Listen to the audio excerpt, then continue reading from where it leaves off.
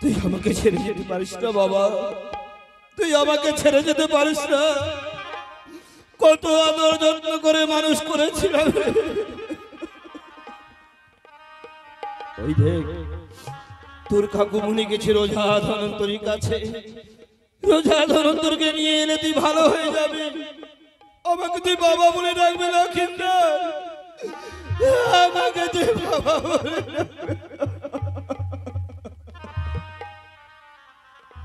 ওরে লেঙ্গা, তুই কোন রাস্তায় গেছিস? রোজা ধনন্তরীকে নিয়ে আয়, আবার লক্ষ্মীন্দর ভালো হবে। তোকে কাকু বলে ডাকবে লেঙ্গা, তোকে কাকু বলে ডাকবে। সদাগর মশাই, সদাগর মশাই, এসেছিস? আমি এসেছি সদাগর মশাই। তুই কোথায়? সদাগর মশাই, ওই ধনন্তরীকে আমি আনতে পারিনি সদাগর মশাই। ধনন্তরীর সাথে দেখা হয়নি? হয়েছিল। তবে কি ওষুধ মূল দিয়েছি? না সদাগর মশাই, ওষুধ মূল দেয়নি। ওষুধ মূল দেয়নি। কেন কেন নিয়ে আসতে পারলি না ধনন্তরীকে? সদাগর মশাই, যখন লক্ষিন্দর সর্পঘাতে মৃত্যু হয়, ধনন্তরী ছুটে চলে গিয়েছিল এই গন্ধমাধব পর্বতে ওষুধ মূল আনবার জন্য। তারপরে আনার সময় একটি বাঁশ গাছের ছায়ায় বিশ্রাম করছিল। তারপরে কি হয়েছিল? সেই বাঁশ গাছের ছায়ায় কে ছিল জানো? কে ছিল? ছিল এই মনসার কাল লাগিনি। আমার মনসা? মনসা কি করেছিল? তাকে মস্তকে ছবল মেরে মৃত্যু করেছে সদাগর মশাই।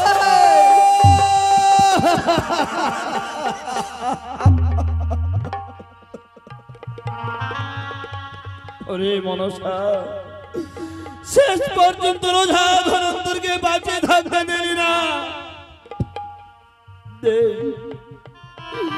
নেই মন্ত্র শক্তি এই পৃথিবীতে, সবাই কেড়ে নিয়ে গেছে মনসা। আমার লক্ষিন্দর আর কোনদিন ভালো হবে না লেঙ্গা। না সদাগর মশাই, না।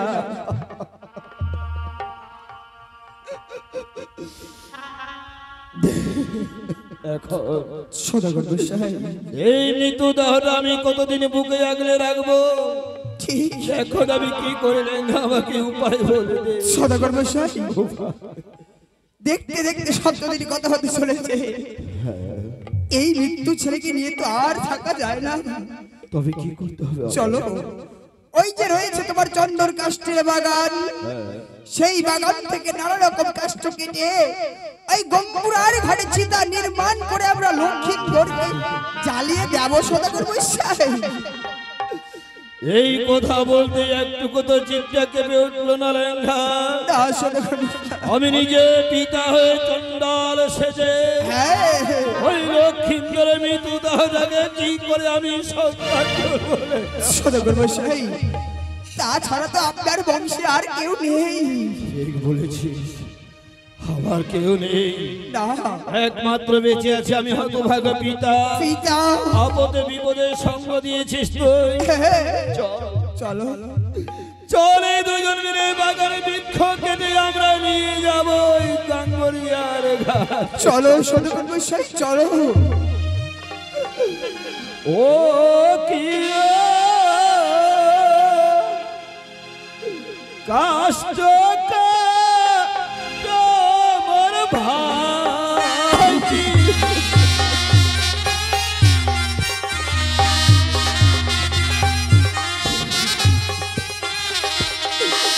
এবার শাল কাটো চন্দনের কাঠ লয়ে চলো গাঙ্গরিয়ার ঘাট। ঠিক আছে সদাগর মশাই, তাই করবো। যেই ঘাটতে দাঁড়িয়ে আছে ছয়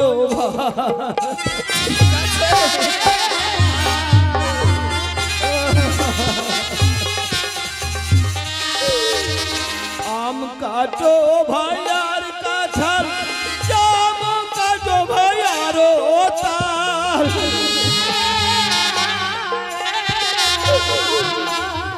আম কাটো ভাই আর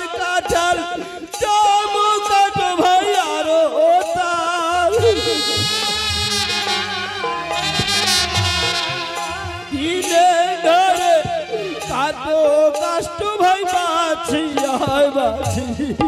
ঠিক আছে সদাগর মশাই, তাই করবো।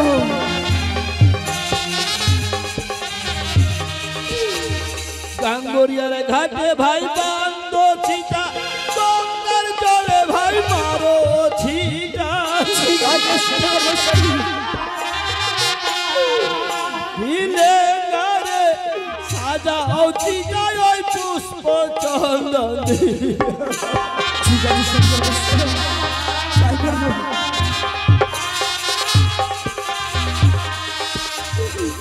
চলো লেঙ্গা, ভালো। আমি যা বলেছি আমার আদেশ পালন কর। ঠিক আছে সদাগর মশাই। ওই সুন্দর করে কানে চিতা নির্মাণ কর। আমি নিজে পিতা হয়ে চন্ডাল সেজে ওই লক্ষিন্দরে দেহটাকে অগ্নি দান। ঠিক আছে সদাগর মশাই, আপনার কথা মতো আমি সব কাজ করবো। বাবা বাবা কে বাবা বাবা বলে ডাকছে চিনা গলার কণ্ঠস্বর। একই সদাগর মশাই, আপনার ছোট বৌমা এসেছে সদাগর মশাই। বাবা দেখো বাবা বাবা বাবা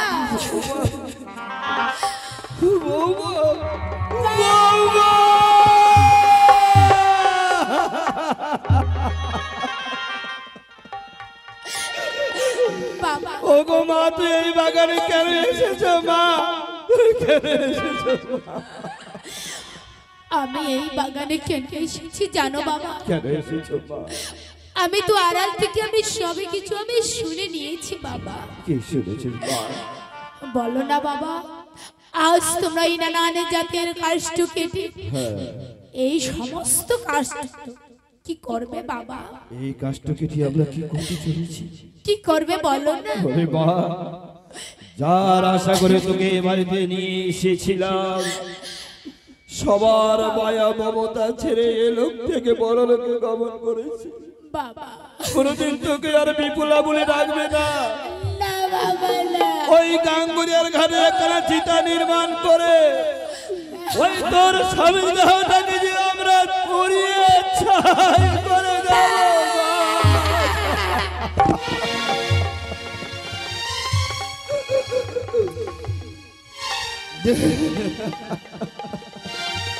মা, তুমি দুঃখ করো না মা। যা ছিল ভাগ্যে তাই যে হয়ে যাচ্ছে রে মা, তাই হয়ে যাচ্ছে। বাবা মা, তোমরা স্বামীকে আমরা চিতায় জ্বালিয়ে দিতে চেয়েছো কেন মা, বাবা? সে যে আর বেঁচে নেই মা। এই মৃতদেহটা ঘরে রেখে কি করবো রে মা? আমি আর কি করবো? আমার স্বামীকে আমি চিতায় জ্বালিয়ে দিতে দেবো না বাবা। কি করবে মা? স্বামীকে আমি কি করবো জানো বাবা? কি করবে মা? না পুরো বাবা মরে মৃত্যু স্বামী ওই তোমরা ভাষাও গঙ্গার জলে মৃত্যু স্বামীকে নেবো আমি। কোথায় যাবো ভেসে ওই অজানার পথে। একবার তুমি আমায় অনুমতি দে, না মা, আমায় অনুমতি দে না বাবা। এ কোনোদিন হয় না রে মা, এ কোনোদিন হয় না। ওরে লেঙ্গা, যার স্বামী মরে যায় স্বামীর শোকে কেঁদে কেঁদে পাগল হয়ে স্মৃতিশক্তি হারিয়ে ফেলে।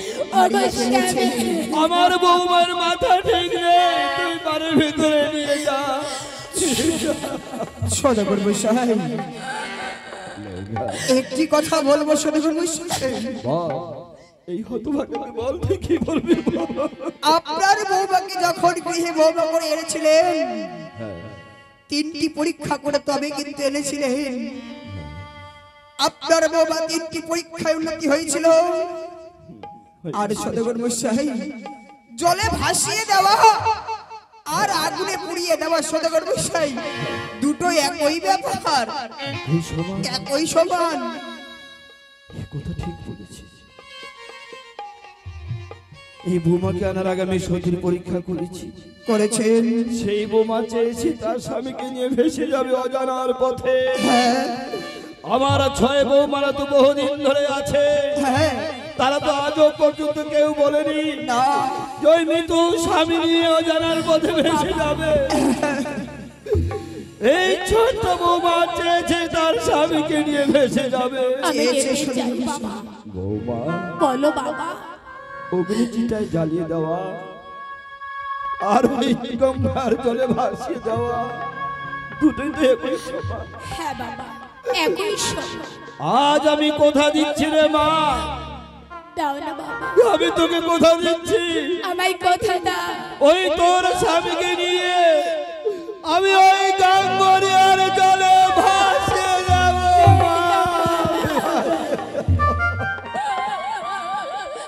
ওগো স্বামী, বলো বাবা। একটা মৃত মানুষকে নিয়ে ভাসিয়ে যাওয়া, একটা জীবিত মানুষ তুই কি করে যাবি মা? তোর কি প্রয়োজন আছে? এই তোর বুড়ো বাবাটাকে একবার বল মা।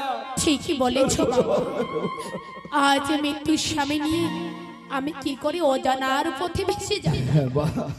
বাবা, আজ আমার প্রয়োজন রয়েছে, পারবে না? বল। ওই শহর থেকে এক মালাগার ডেকে নিয়ে মালাকার এনে কি হবে মা? ওই লাগিয়েছ কোলার বাগা, হ্যাঁ সেখান থেকে ৫টি কোলার গাছ কেটে ওই শুধু গম্বুর আর ঘাটে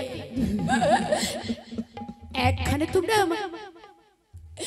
ফোড়া বেঁধে দাও বাবা। বৌমা, হ্যাঁ বাবা, কত আশা করে লাগিয়েছিলাম এই কলার বাগান, কত সুন্দর করে গলিয়েছি। কে খাবে বাগানের ফল? যে খাওয়ার মতো ছিল সে যে আর বেঁচে নেই। না আর বেঁচে নেই। এই কলার বাগান কেটে তোমরা তছনছ করে দাও, তোমরা তছনছ করে দাও। বৌমা, বলো বাবা। আমি নিজে যাচ্ছি মালাকারের কাছে, বেশ, মালাকারকে আমি এক্ষণে পাঠিয়ে দিব কলার বাগানে। ঠিক আছে বাবা। মালাকার এসে কি করবে ওই তোর কাকুমণিকে বলে দাও মা। ওই তোর আমি সব কিছু বলবো বাবা। বৌমা, বৌমা, কাকুমণি, বলো বৌমা বলো, এসো। তোমার কি কি প্রয়োজন? আমার যা যা প্রয়োজন হ্যাঁ আমি এক করে তোমায় সবই খুলে বলবো। বলো বৌমা, তবে শোনো, বলো। কোলা গাছে বাবে আলো কেটে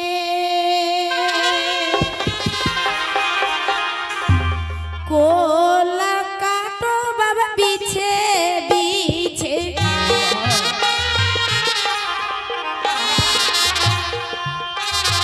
কোলার গাছে বাবে আনো মোর কেটে কোলা কাটো বাবা বিছে বিছে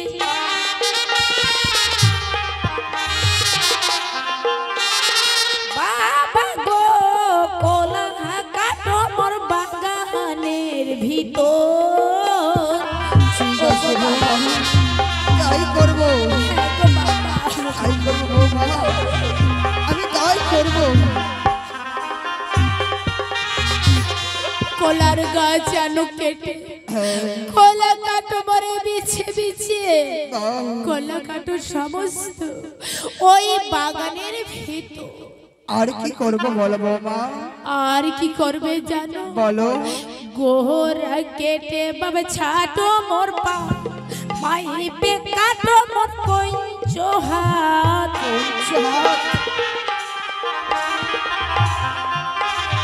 গোহরা কেটে বাবা ছাটো মোর পা মাইপে কাটো মোর পঞ্চ হাত।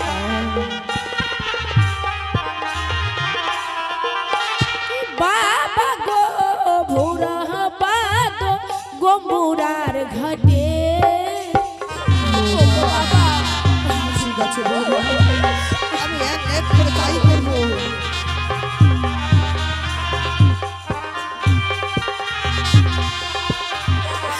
গোড়া কেটে ছাটো পা মাইপে কাটো শুধু মরে ওরা বাদু তোমরা ওই গম্বুরার ঘাটে। আর কি করব বৌমা? আর কি করবে জানো? বলো। সোহলা কেটে পাবে উঠাও পাতে ঘর বাদো আমার একই চুয়ারি।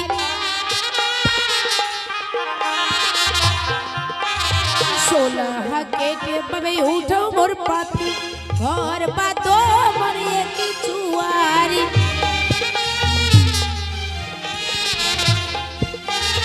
বাবা গো লেখো চিত্র মঞ্জুষের উপর।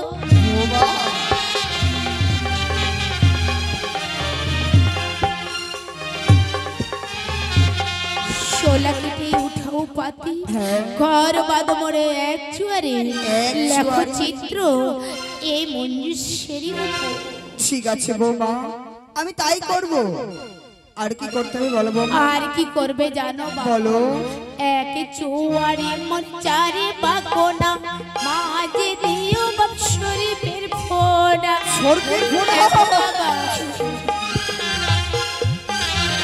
এক চুয়ারি মন চারে বাগোনা মাঝে দিও বাপ শরীফের ফোনা।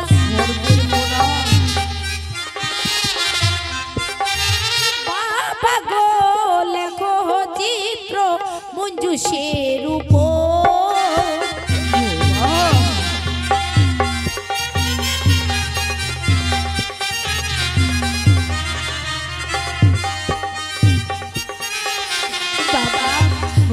এক চুয়ারি মোর চার বাগোনা মাঝে লিখে দিও সর্পের ফোনা।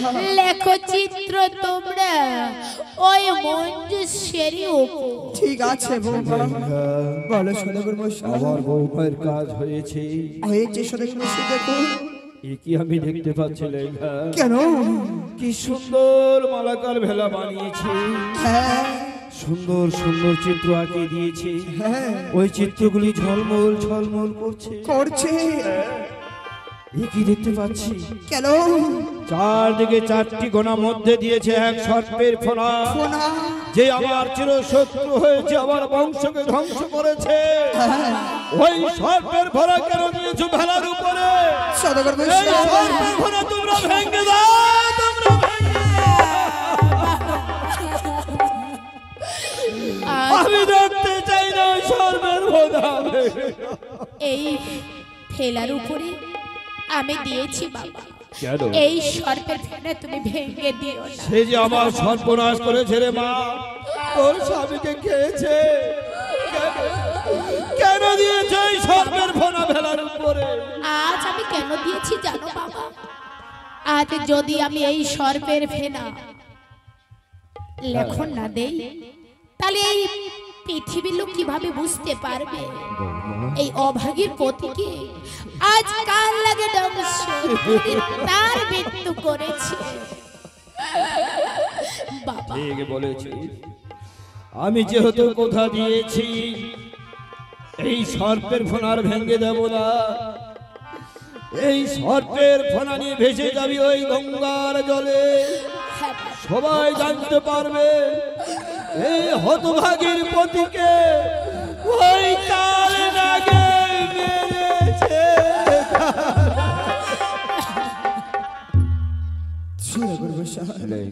বলো, আর কি কিছু কাজ বাকি আছে? সদাগর মশাই আর একটি কাজ রয়েছে। সদাগর মশাই আর কি কাজ বাকি আছে? হ্যাঁ বল, এই হতভাগাকে বল। সদাগর মশাই আমাদের এই হিন্দু সনাতন ধর্মে বলে স্বামী মারা গেলে সে বিধবা হয়ে যায়, কিন্তু সদাগর মশাই বৌমা যে এখনো সদাগর মশাই সদবার ভেষ ধরে রয়েছে। এই কথা ঠিক বলেছিস। এই তো সমাজের নিয়ম। সমাজের নিয়ম। যার স্বামী মরে যায় তার গায়ে যে কোনো অষ্ট অলঙ্কার শোভা পায় না। ওরে মা, তার নামে জীবিত এই স্মৃতিতে সিঁদুর কে দেখবে? তো দু হাতের শঙ্খ মালাই শোভা কে দেখবে? তোর রঙিনী শাড়ির শোভা যে দেখার মতো ছিল সে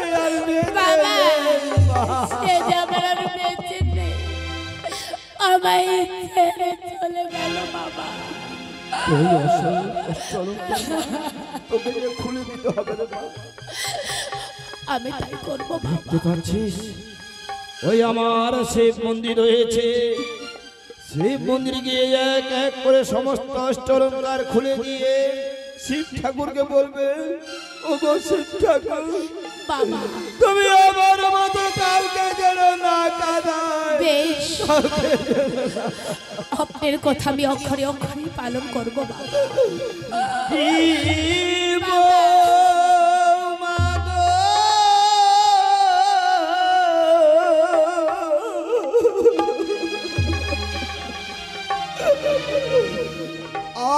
আজ ভাসি বসাগো ওরে রোজালে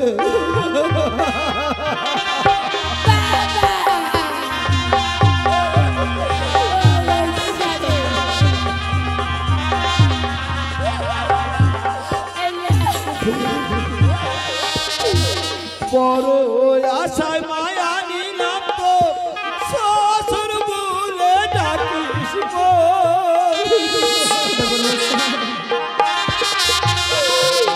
কি গো মা গো, কে ডাকিবে মোক শ্বশুর বলিয়া। বাবা তুমি দুঃখ করিও না, দুঃখ করো না বাবা।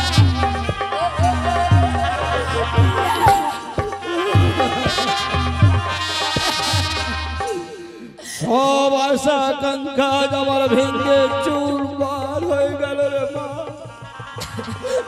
বেশ বাবা, আমি তাহলে চলে যাচ্ছি ওই শিবের মন্দিরে। আমি আসছি বাবা। ওই দেখ ভালাকা ভেলা পৌঁছে দিয়েছে বাবা সেই মালাকার গাঙ্গরিয়ার ঘাটে এই বেলা অবস্থা হতে চলেছে রে মা। হ্যাঁ বাবা, বেশ আমাকে বিদায় দাও, বিদায় দাও বাবা। একেবারে ডাকবো না, শুধু বিপুলা বিপুলা ও বিপুলা বলে বাবা।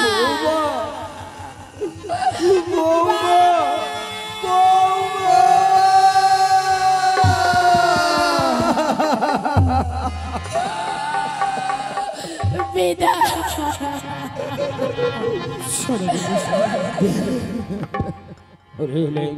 বলো সরকার মশাই।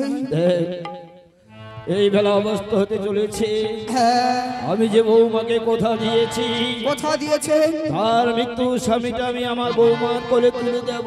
তুলে দেবেন। বুকে পাষাণ বেঁধে হরিবোল হরিবোল বলতে বলতে নিয়ে যাবো আমরা ওই গাঙ্গরিয়ার ঘাটে। ঠিক বলেছ, চলো।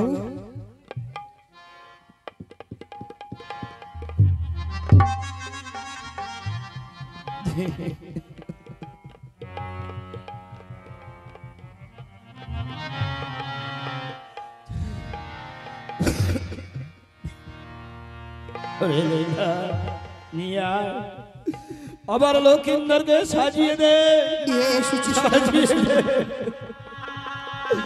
সাপের ভয়ে কেউ আসছে না আমার চাম্পক নগরে।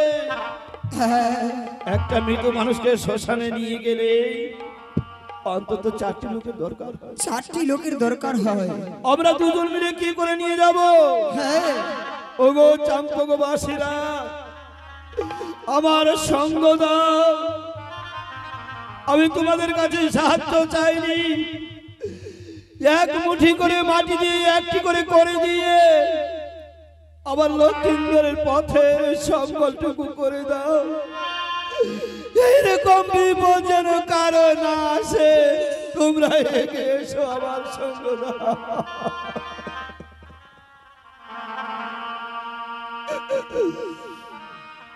কি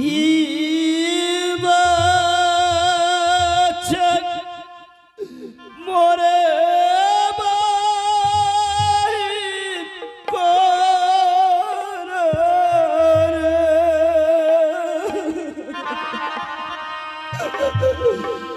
ওরে বাবনি দারুণ হয়া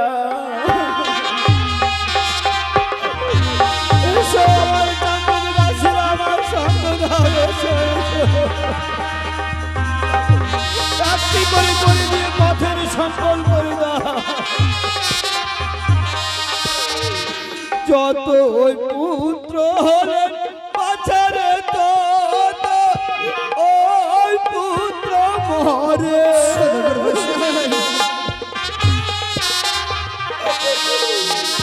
কেহ রহিলেন বাছারে হত ও ভাগার ঘরে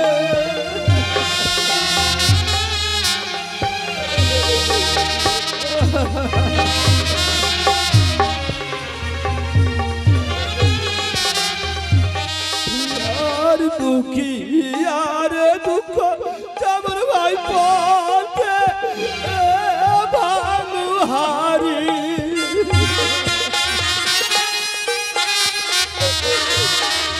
তারও চায়ে দেখো বৌমা মোর কাঁচা চুলে আরি সোনা করবে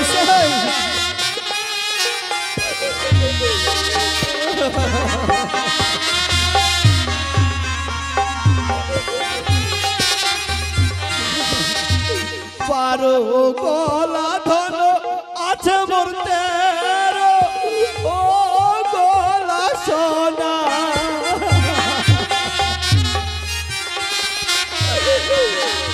পারো গলা ধন আছে মোর তেরো ও গলা সোনা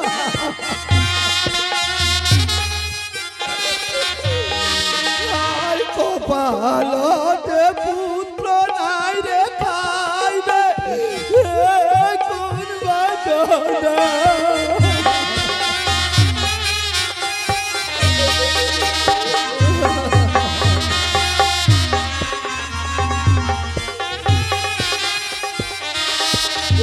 লইয়া চলো ভাই টাঙ্গ হরিয়ার ঘাটে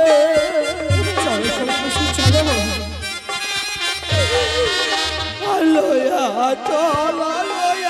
চলো ভাই টাঙ্গ হরিয়ার ঘাটে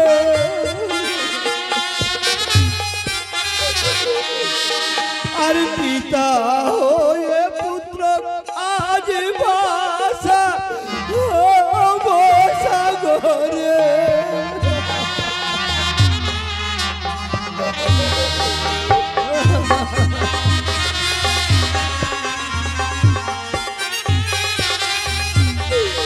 এবার পিতা হয়ে পুত্র আজ ভাষা সাগরে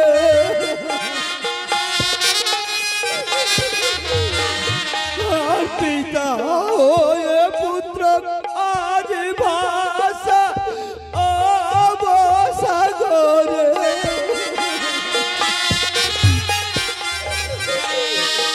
এবার দশ মুনি ভাই হরি হরি বলে